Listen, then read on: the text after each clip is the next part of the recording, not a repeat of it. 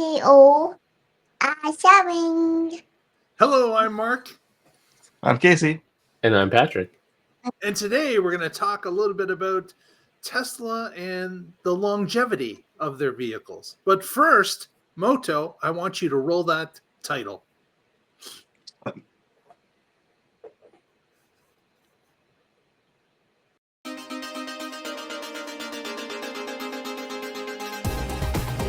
You're watching the TTL Life Express. Hey everyone, thanks so much for joining us today. We've got a special guest with us. We got Moto wearing the unicorn headphones, and we're all just jealous. We all like to have unicorn headphones ourselves, but they're pricey, so can't do it. Hey, we gotta find a unicorn and slay it. Oh man, that's sad. That is sad. Oh my goodness, my goodness. Well, today we wanted to talk about this article that was put out by Teslarati, and this particular article was talking about the longevity of Tesla vehicles in a study that they did about mileage. Some of the interesting facts they came up with was that, as per the study, Tesla vehicles are expected, on average, to cover over 204,000 miles in their lifetime ownership. This, of course, surpasses all of the brands in mileage, regardless of the powertrain. So gas cars as well as electric, they are at the top of the list. The average electric car has got a mileage figure of about 124,000 miles for its lifetime. So that significantly passes that milestone. And with that type of mileage, get this, the vehicles have an estimated lifespan of about 20.3 years based on the study's calculations. 20.3. Yeah. So that is a tremendous amount of time to have a vehicle. Let's go to our high mileage person in the crowd here, which of course is Casey. What type of mileage do you have currently on your Model X? Currently, we are at 100 and, bear with me, I'll get you an exact figure. We are at 101,884, and the only reason we're so low is because with work from home, I no longer had a daily commute. Right. But the road trips. And so that makes this car at roughly half of what they suggested for mileage, and 2.9x of the way through the time span of the 20 years at 7 years old. Patrick's is what, 1 year older than mine, or 2 years older? The X. Oh, the X is gone. Yeah, the X is gone. I now have a Y, and I think I have a tenth of your mileage. And then Mark 3 is a couple months older than my X, because I was waiting. So mine this spring will be 7 years old, so it's like 6 3/4, I guess, at this point.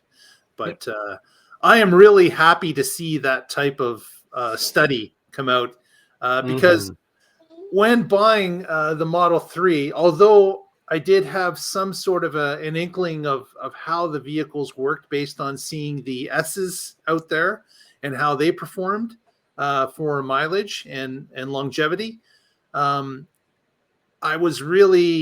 was my only possible failure in the purchase, was I was thinking that it's a brand new car, it's a different platform, but at least it's coming from the pedigree of the S. And I was hoping that the mileage and the length of time that the vehicle would be could be used in an optimal fashion would stretch beyond 10 years would be my hope. Now, seeing 20.3 years, that's certainly a huge plus. And of course, not everyone's looking to keep a vehicle for 10 years plus. I understand that. But in order to get your money out of the vehicle, since the initial cost 7+ years ago was, you know, is a sizable amount. Being able to keep that vehicle for a few extra years certainly makes the decision easier. Absolutely. I pulled the, you know, I was able to make the right choice fiscally.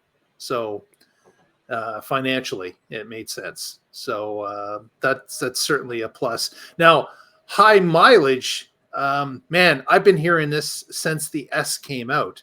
So many people have used these vehicles for taxis or ride shares, and the threes quickly started to do that as well as the Ys as well. So I have to say that the powertrain of a Tesla at this point, with 7 years, actually, I've been watching Tesla for probably, you know, regularly for probably 10 years now.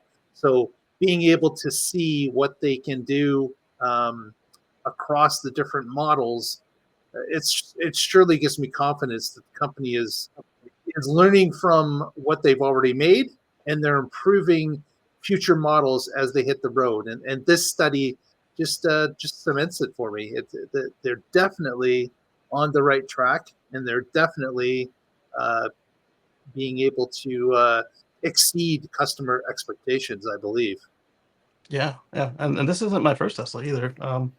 The Model S before this, what attracted me to being comfortable to get it used was the unlimited warranty. It had 8 years, unlimited Hmm. miles, date of in service on both motors and the high voltage battery, and it was still within the bumper to bumper warranty when I picked it up. I turned it in, I think, around 80,000 miles, and it didn't need a new battery, but there was an anomaly, and they wanted mine back to take a look at it, and then they were going to uh, recondition it and send it back to me. But because the state that I was in at the time, they didn't offer any way to get the car serviced uh, in the state other than like mobile service. So it was a 4 hour drive there and a 4 hour drive back.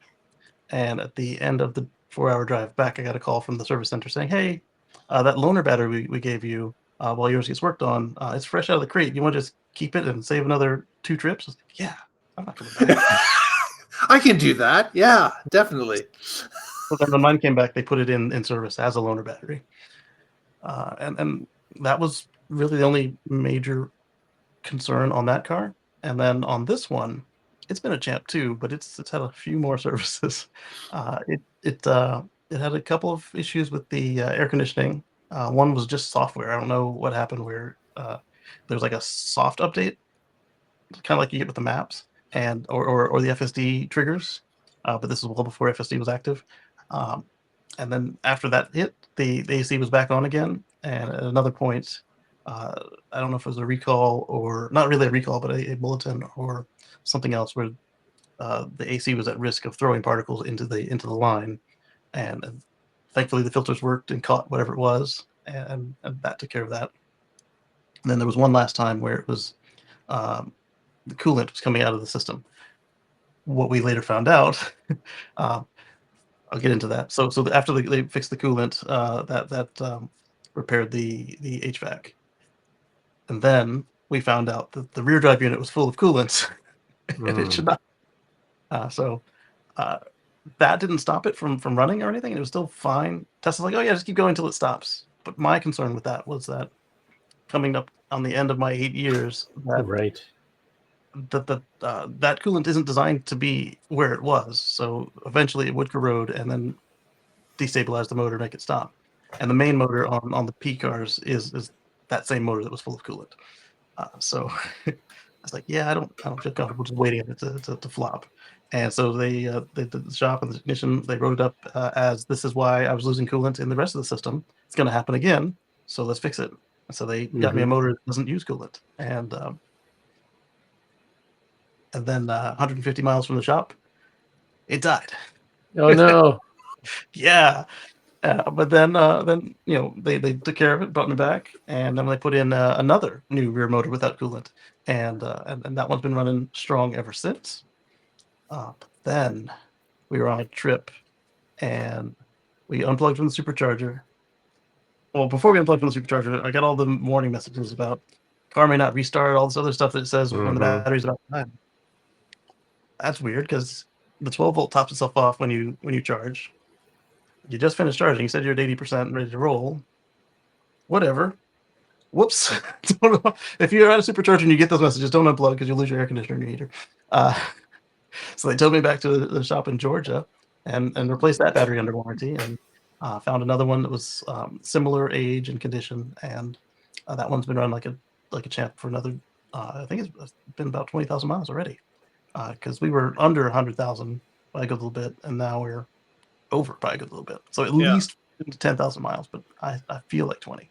So certainly the warranty in the early stages was something that sold you, Casey, that this unlimited warranty that was available even with a used vehicle. Patrick, what was your experience when you went looking for a Tesla for the first time? Did you have any concerns about longevity? I absolutely did. So I had a Chevy S10 electric before this, and when I got it, it had 40 miles of range, which quickly dropped to 25 miles of range. And that's, I mean, they were old batteries, nickel metal, and so and then from that I went to the Nissan Leaf. So I got one of the very first Nissan Leaf year vehicles. Mine was like number 1800, and so pretty low on the count. It left Japan right before the quake hit, and so with that, when I got it, it had 70 miles of range, and that quickly dropped down to 45 miles of range, and that was just like, okay, this is not good. And so when I was looking to replace the Leaf with our next EV, I definitely wanted something that had active cooling, not just passive cooling.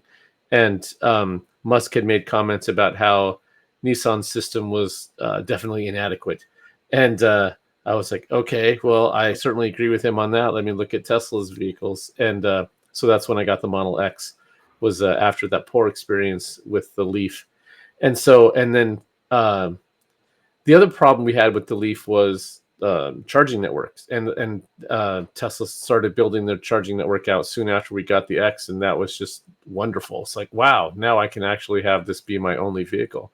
So I mean, the Casey's anecdotal stories are great, but this is a study that looks at a larger picture, right? And that's what really matters. The cool thing that I like to, so as a person who's been driving EVs for a long time, you hear these comments about, oh, what, you're going to have to pay thousands of dollars every few years to replace the batteries. Well, this shows you that no, that's not the case.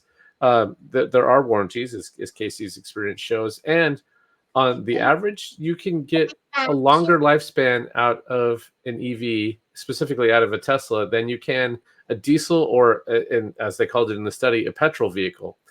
The petrol cars are lasting 17, 18 years, and Teslas are lasting 20, 21 years. So that's great to see.